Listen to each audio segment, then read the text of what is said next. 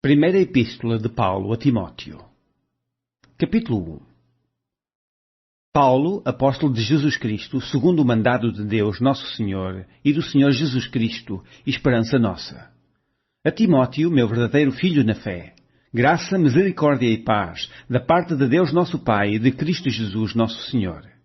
Como te roguei, quando parti para a Macedónia, que ficasses em Éfeso, para advertires a alguns que não ensinem outra doutrina, nem se deem a fábulas ou a genealogias intermináveis, que mais produzem questões do que a edificação de Deus, que consiste na fé, assim o faço agora.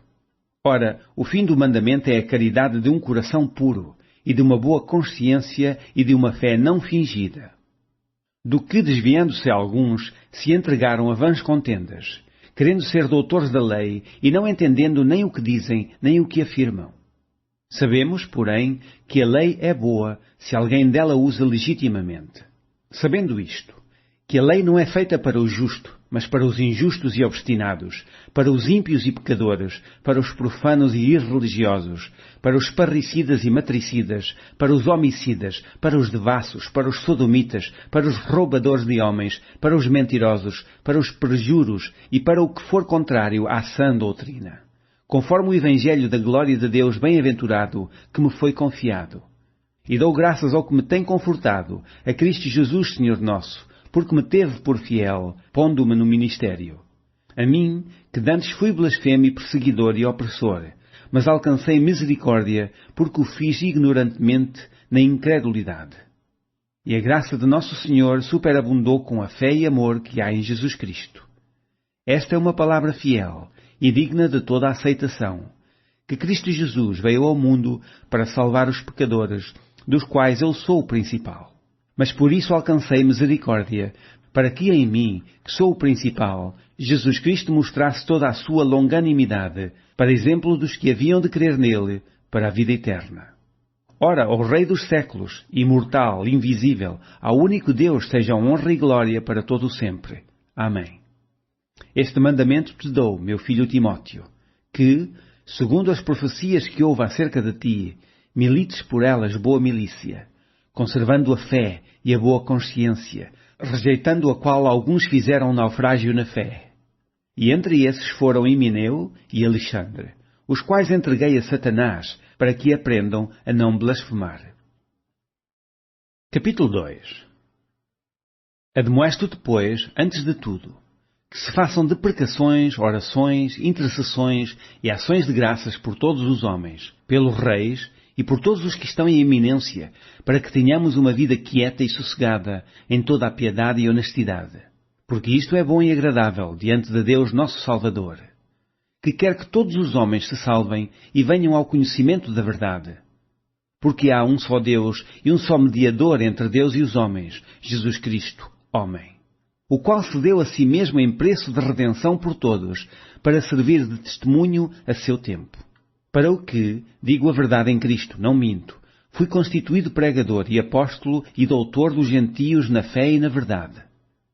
Quero, pois, que os homens orem em todo o lugar, levantando mãos santas, sem ira nem contenda, que do mesmo modo as mulheres se ataviem em traje honesto, com pudor e modéstia, não com tranças, ou com ouro ou pérolas, ou vestidos preciosos, mas, como convém a mulheres que fazem profissão de servir a Deus, com boas obras.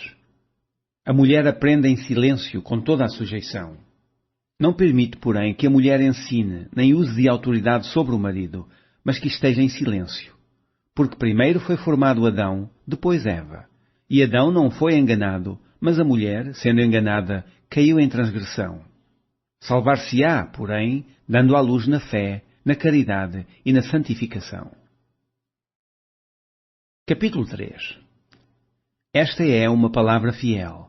Se alguém deseja o episcopado, a excelente obra deseja. Convém, pois, que o bispo seja irrepreensível, marido de uma mulher, vigilante, sério, honesto, hospitaleiro, apto para ensinar. Não dado ao vinho, não espancador, não cobiçoso de torpe ganância, mas moderado, não contencioso, não avarento. Que governe bem a sua própria casa, tendo seus filhos em sujeição, com toda a modéstia. Porque, se alguém não sabe governar a sua própria casa, terá cuidado da Igreja de Deus. Não neófito, para que, ensoberbecendo-se, não caia na condenação do diabo. Convém também que tenha bom testemunho dos que estão de fora, para que não caia em afronta e no laço do diabo. Da mesma sorte, os diáconos sejam honestos, não de língua dobre, não dados a muito vinho, não cobiçosos de torpe ganância, guardando o mistério da fé em uma pura consciência. E também estes sejam primeiro provados, depois sirvam, se forem irrepreensíveis. Da mesma sorte, as mulheres sejam honestas, não maldizentes, sóbrias e fiéis em tudo. Os diáconos sejam maridos de uma mulher e governem bem a seus filhos e suas próprias casas. Porque os que servirem bem como diáconos adquirirão para si uma boa posição e muita confiança na fé que há em Cristo Jesus. Escrevo-te estas coisas, esperando ir ver-te bem depressa. Mas, se tardar, para que saibais como convém andar na casa de Deus, que é a igreja do Deus vivo, a coluna e firmeza da verdade. E sem dúvida alguma grande é o mistério da piedade. Aquele que se manifestou em carne foi justificado em espírito, visto dos anjos, pregado aos gentios, querido no mundo e recebido acima na glória. Capítulo 4. Mas o Espírito expressamente diz que nos últimos tempos apostatarão alguns da fé, dando ouvidos a espíritos enganadores e a doutrinas de demónios. Pela hipocrisia de homens que falam mentiras, tendo cauterizada a sua própria consciência, proibindo o casamento e ordenando a abstinência dos manjares que Deus criou para os fiéis e para os que conhecem a verdade, a fim de usarem deles com a ação de graças. Porque toda a criatura de Deus é boa, e não há nada que rejeitar, sendo recebido com ações de graças. Porque pela palavra de Deus e pela oração é santificada.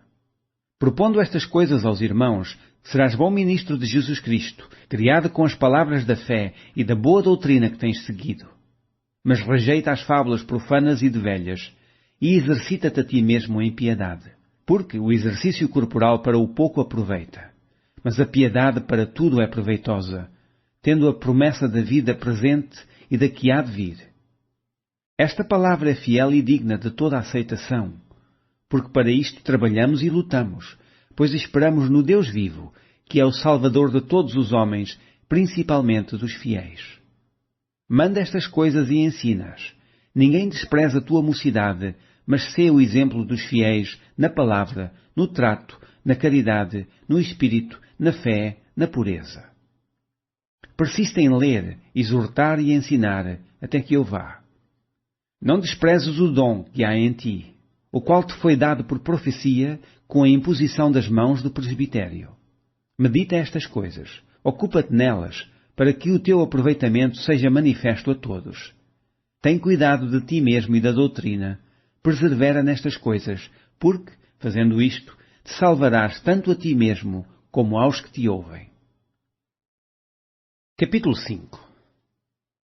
Não repreendas asperamente os anciãos, mas admoesta-os como a pais, aos mancebos como a irmãos, às mulheres idosas como a mães, às moças como a irmãs, em toda a pureza. Honra as viúvas, que verdadeiramente são viúvas, mas se alguma viúva tiver filhos ou netos, aprendam primeiro a exercer piedade para com a sua própria família e a recompensar seus pais, porque isto é bom e agradável diante de Deus. Ora, a que é verdadeiramente viúva e desamparada, espera em Deus e persevera de noite e de dia em rogos e orações. Mas a que vive em deleites, vivendo, está morta. Manda, pois, estas coisas para que eles sejam irrepreensíveis. Mas, se alguém não tem cuidado dos seus, e principalmente dos da sua família, negou a fé e é pior do que o infiel. Nunca seja inscrita viúva com menos de 60 anos, e só a que tenha sido mulher de um só marido. Tendo testemunho de boas obras se criou os filhos, se exercitou a hospitalidade, se lavou os pés aos santos, se socorreu os aflitos, se praticou toda a boa obra. Mas não admitas as viúvas mais novas, porque quando se tornam levianas contra Cristo, querem casar-se. Tendo já a sua condenação por haverem aniquilado a primeira fé.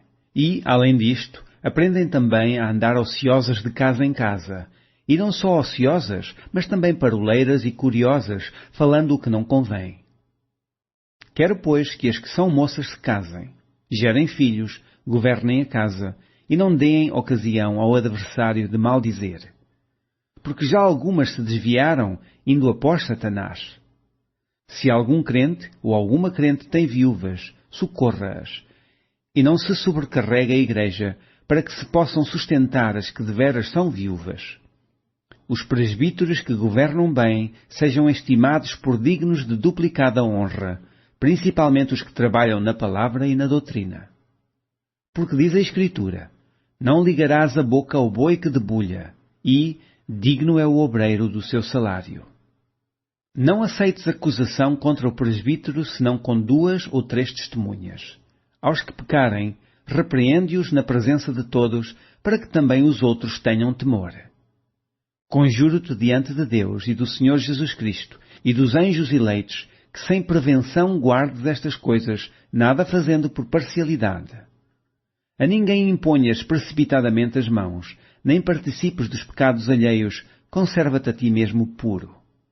Não bebas mais água só, mas usa de um pouco de vinho, por causa do teu estômago e das tuas frequentes enfermidades. Os pecados de alguns homens são manifestos precedendo o juízo, e em alguns manifestam-se depois. Assim mesmo também as boas obras são manifestas, e as que são de outra maneira não podem ocultar-se. Capítulo 6. Todos os servos que estão debaixo do jugo estimem a seus senhores por dignos de toda a honra, para que o nome de Deus e a doutrina não sejam blasfemados. E os que têm senhores crentes não os desprezem, por serem irmãos.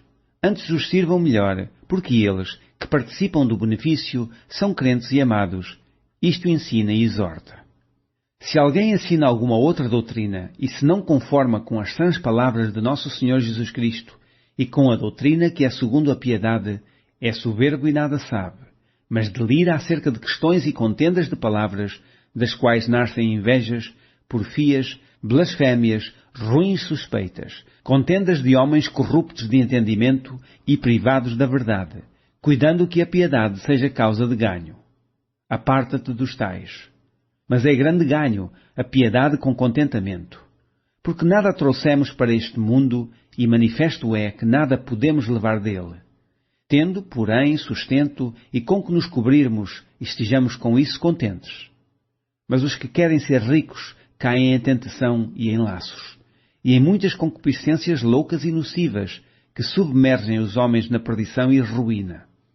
Porque o amor do dinheiro é a raiz de toda a espécie de males, e nessa cobiça alguns se desviaram da fé, e se traspassaram a si mesmo com muitas dores. Mas tu, ó homem de Deus, foge destas coisas e segue a justiça, a piedade, a fé, a caridade, a paciência, a mansidão. Milita a boa milícia da fé, toma posse da vida eterna, para a qual também foste chamado, tendo já feito boa confissão diante de muitas testemunhas. Mando-te diante de Deus, que todas as coisas vivifica, e de Cristo Jesus, que diante de Pôncio Pilatos deu o testemunho de boa confissão, que guardes este mandamento sem mácula e repreensão até à aparição de nosso Senhor Jesus Cristo, a qual a seu tempo mostrará o bem-aventurado e único poderoso Senhor, Rei dos reis e Senhor dos senhores. Aquele que tem, ele só, a imortalidade e habita na luz inacessível, a quem nenhum dos homens viu nem pode ver, ao qual seja honra e poder sempre eterno. Amém. Manda aos ricos deste mundo que não sejam altivos, nem ponham a esperança na incerteza das riquezas, mas em Deus, que abundantemente nos dá todas as coisas para delas gozarmos. Que façam bem, enriqueçam em boas obras, repartam de boa mente e sejam comunicáveis. Que entesourem para si mesmos um bom fundamento para o futuro, para que possam alcançar a vida eterna. Ó Timóteo, guarda o depósito que te foi confiado, tendo horror aos clamores vãos e profanos e às oposições da falsamente chamada ciência, a qual, professando-a alguns, se desviaram da fé. A graça seja contigo. Amém.